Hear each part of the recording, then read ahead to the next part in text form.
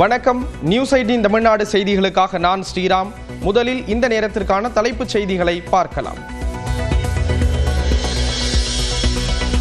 சர்வதேச விண்வெளி நிலையத்திலிருந்து 18 நாட்களுக்கு பிறகு பாதுகாப்பாக திரும்பிய இந்திய வீரர் சுபான்ஷு சுக்லா உள்ளிட்ட 4 குழு. கலிபோர்னியாவின் சாண்டியாகோ அருகில் கடலில் டிராகன் விண்கலம் பாதுகாப்பாக ஸ்பிளாஷ் டவுன்.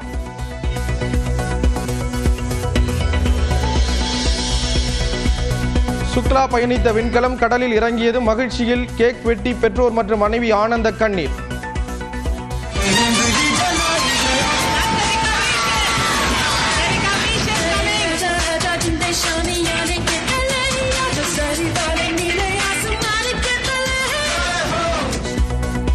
தன் மகனை பார்த்து இந்திய இளம் தலைமுறையினர் ஊக்கம் பெற வேண்டும் என தாயார் பேட்டி.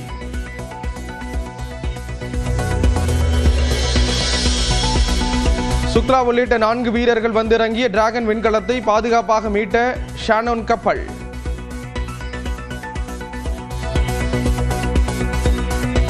தரையிறங்கி 2 மணி நேரத்திற்கு பிறகு பூமி காற்றை சுவாசித்தபடி புன்னகையுடன் வெளியே வந்த சுக்லா.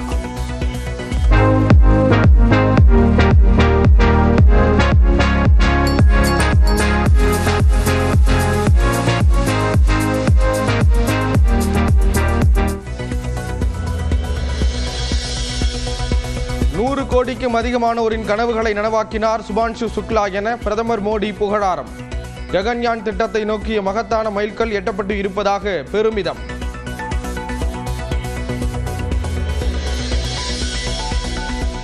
ஏமன் நாட்டில் கொலை வழக்கில் கேரள நர்ஸ் நிமிஷா பிரியாவுக்கு நாளை நிறைவேற்றப்பட இருந்த மரண தண்டனை நிறுத்தி வைப்பு. மத்திய அரசு மேற்கொண்ட நடவடிக்கையை தொடர்ந்து ஏமன் அரசு நடவடிக்கை.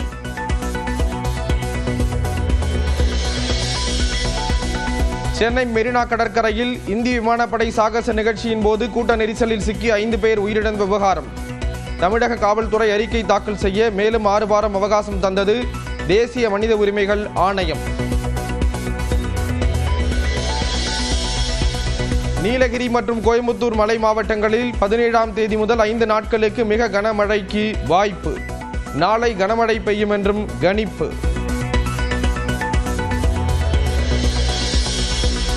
டிஎன்பிஎஸ்சி குரூப் 2 மற்றும் குரூப் 2A பிரிவுகளில் 645 பணியிடங்களுக்கு செப்டம்பர் 28இல் தேர்வு. ஆகஸ்ட் 13ஆம் தேதி வரை விண்ணப்பிக்கலாம் என அறிவிப்பு.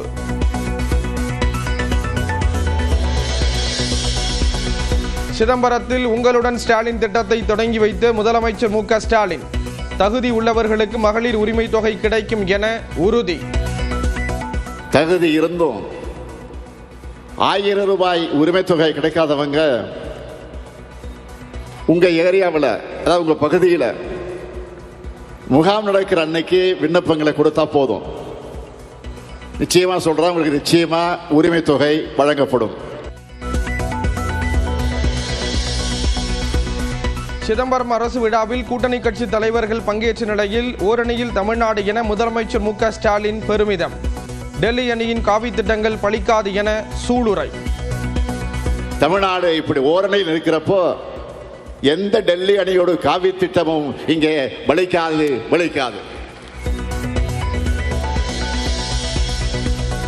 திமுக ஆட்சியில் திட்டங்களுக்கு பெயர் வைப்பதில் குறைவில்லை என ஜெயக்குமார் விமர்சனம். IAS அதிகாரிகளை அரசின் செய்தி தொடர்பாளர்களாக நியமித்தது ஏன் என்றும் கேள்வி.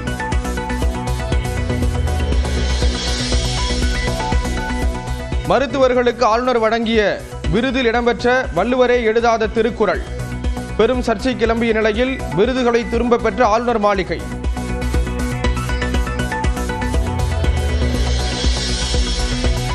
விஜய் சட்டமன்றத்திற்கு கூட வரமாட்டார், அமைச்சர் துரைமுருகன் விமர்சனம்.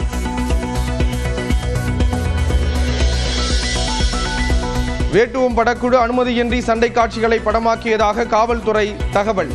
ஸ்டண்ட் மாஸ்டர் உயிரிழந்த நிலையில் விசாரணையை தீவிரப்படுத்தியுள்ள காவல்துறை.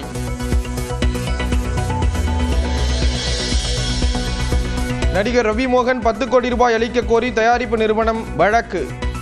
ரவிமோகன் பதிலளிக்க சென்னை உயர்நீதிமன்றம் ஆணை.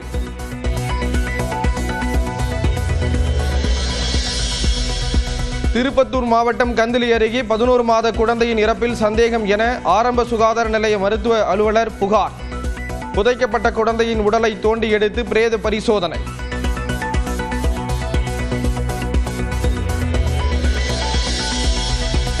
திண்டுக்கல் அரசு மருத்துவக் கல்லூரி மருத்துவமனையில் 2வது மாடியில் தீ. குழந்தைகளுடன் அலறியடித்து வெளியேறிய தாய்மார்கள்.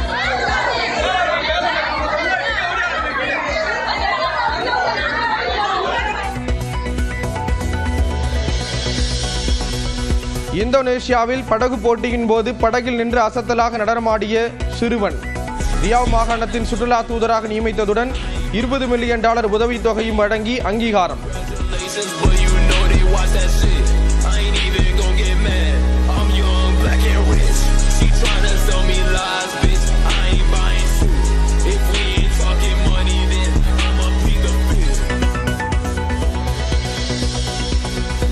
ரிதன்யா தற்கொலை விவகாரத்தில் மகளிர் அமைப்புகள் அமைதியாக இருப்பது ஏன் என நாம் தமிழர் ஒருங்கிணைப்பாளர் சீமான் கேள்வி.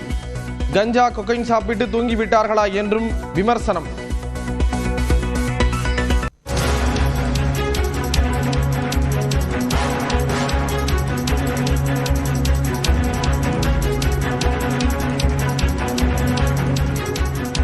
தைலாபுரத்தில் இருக்கக்கூடிய பாமக நிறுவனர் ராமதாஸ் வீட்டில் ஒட்டுக்கேட்பு கருவி வைத்தது யார் என்பது குறித்து விசாரிக்க கோரி மனு அளிக்கப்பட்டிருக்கிறது. விவரங்களை செய்தியாளர் குணாநிதி வழங்க கேட்கலாம். குணாநிதி, விவரங்களை பகிர்ந்துக்கலாம்.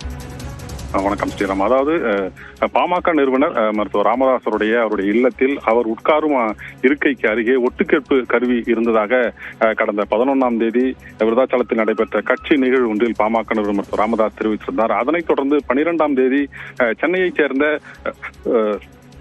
அதிகாரிகள், அதாவது துப்பறியும் அதிகாரிகள் 5 பேர் மருத்துவர் ராமதாசுடைய வீட்டில் முழுமையாக சோதனையில் ஈடுபட்டு வேறு ஏதேனும் கருவிகள் பொருத்தப்பட்டிருக்கிறதா என சோதனையில் ஈடுபட்டனர். அதனைத் தொடர்ந்து இந்த கருவியை ஆய்வு செய்து அவர்களோட அறிக்கை என்பது மருத்துவர் ராமதாசிடம் என்பது வழங்கப்பட்டிருக்கிறது. அதன் அடிப்படையில் தற்போது பாமகவினுடைய தலைமை நிலைய செயலாளர் அன்பழகன் விழுப்புரம் மாவட்ட காவல் கண்காணிப்பாளர் அலுவலகத்தில் உள்ள இணையவழி குற்றப்பிரிவில் தற்போது புகார் ஒன்றை அளித்துள்ளார். அந்த புகாரில் அதாவது இந்த ஒட்டுக்கேட்கும் கருவியை வைத்தது யார், அவர் எதற்காக வைத்தார்கள், இதில் யாருக்கெல்லாம் தொடர்பு இருப்பது என்பதை அவர் கண்டறிய வேண்டும் என்ற அந்த ஒரு கோரிக்கையோடு அந்த மனு என்பது தற்போது வழங்கப்பட்டிருக்கிறது. தொடர்ந்து பாமக நிறுவனர் மருத்துவர் ராமதாசுடைய இல்லத்தில் வைக்கப்பட்டுள்ள அந்த ஒட்டுக்கேட்பு கருவியை யார் வைத்தார்கள், எதற்காக வைத்தார்கள், இது யாருக்கெல்லாம் தொடர்பு இருக்கிறது என காவல்துறை விசாரிக்க வேண்டும் என தலைமை நிலைய செயலாளர் அன்பழகன் தற்போது செய்தியாளர் சந்திப்பில் தெரிவித்திருக்கிறாங்க. ஸ்ரீராம், விவரங்களை வழங்கியதற்கு நன்றி குணாநிதி.